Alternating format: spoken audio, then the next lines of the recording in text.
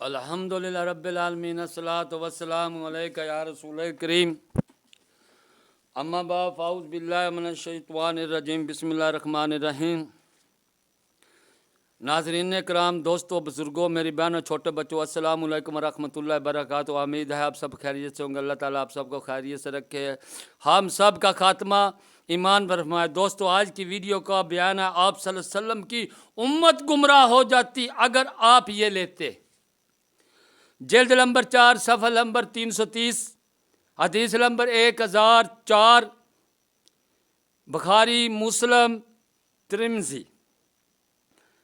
حضرت ابو ہریرہ رضی اللہ تعالی عنہ سے روایت ہے کہ نبی صلی اللہ علیہ وسلم نے فرمایا، جس رات مجھے سیل کرائی گئی میں نے موسیٰ علیہ السلام کو دیکھا، میں نے عیسیٰ علیہ السلام کو دیکھا، اور میں ابراہیم علیہ السلام کی اولاد میں سے سب سے زیادہ ان کے مشابہ ہوں، یعنی کہ ابراہیم علیہ السلام کے مشابہ ہوں۔ پھر میرے سامنے 2 برتن پیش کیے گئے،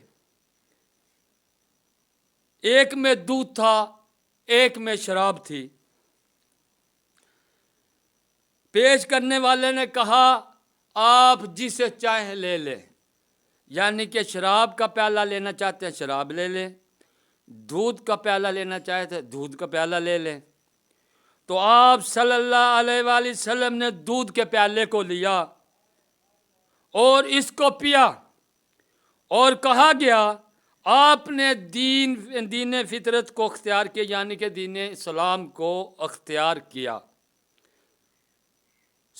کہنے والا نے کہا، سنیے، اگر آپ شراب لیتے تو آپ صلی اللہ علیہ وسلم کی امت گمراہ ہو جاتی، یعنی کہ اگر شراب کا پیالہ لے لیتے تو آپ صلی اللہ علیہ وسلم کی امت گمراہ ہو گئی تھی، گمراہ ہو جاتی۔ اس لیے کہنے والے نے کہا، دینے والے نے کہا کہ آپ نے دین اسلام کو لیا، یعنی کہ فطرت کو اختیار کیا، دین اسلام کو اختیار کیا، لہذا آپ صلی اللہ علیہ وسلم کو تو سب پتہ تھا کہ دودھ لینا ہے۔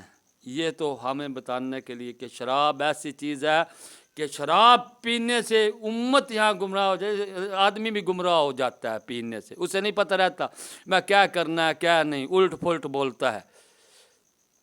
ہماری ویڈیو کا بیان تھا آپ صلی اللہ علیہ وسلم کی امت گمراہ ہو جاتی اگر آپ یہ لیتے، لیکن اس کا مطلب ہے اگر آپ شراب کا پیالہ لے کر تناول فرما لیتے، پی لیتے، تو سننے کہنے والا جو پیش کر رہا تھا وہ کہہ رہا تھا کہ آپ صلی اللہ علیہ وسلم کی امت گمراہ ہو جاتی، لیکن آپ صلی اللہ علیہ وسلم نے دودھ کے پیالے کو اختیار کیا، اور کہنے والے نے کہا، سنیے، کہ آپ نے فطرت کو اختیار کیا، دین اسلام کو۔ السلام علیکم ورحمۃ اللہ وبرکاتہ۔